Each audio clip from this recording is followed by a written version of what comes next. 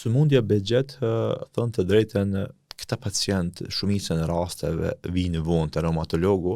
dhe për një kohë të gjatë mbesin në kontakt me stomatologun, mbesin në kontakt me kirurgun oral, me arsyetimin se këta pacient kanë praninë e aftave orale. Afta pra janë puçra në gojë, ku këto puçra zakonisht apo afta mund të paraqiten më tepër se 3 herë brenda vitit, zakonisht zgjaten edhe 10 deri në 14 ditë dhe këto kur shërohen nuk lajnë shenje.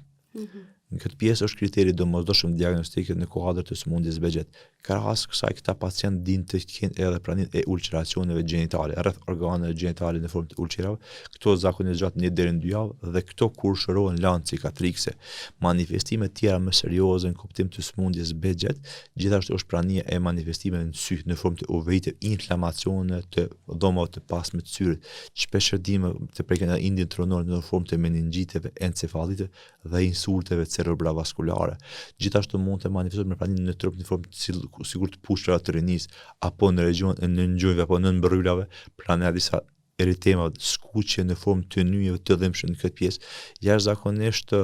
lehtë e diagnostikueshme në qoftë se orientohet pacienti në drejtim të reumatologut dhe jashtëzakonisht lehtë dhe mirë e trajtueshme tani, sepse në të kaluarën shkalla e invaliditetit si pasojë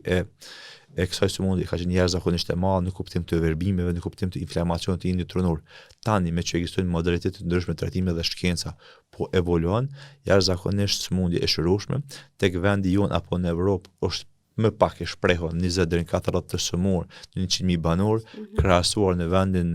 Mik Turqin është 370 deri në 500 të sëmurë në 100.000 banor, për shkak të zbulusi është hulusi Behçet është turk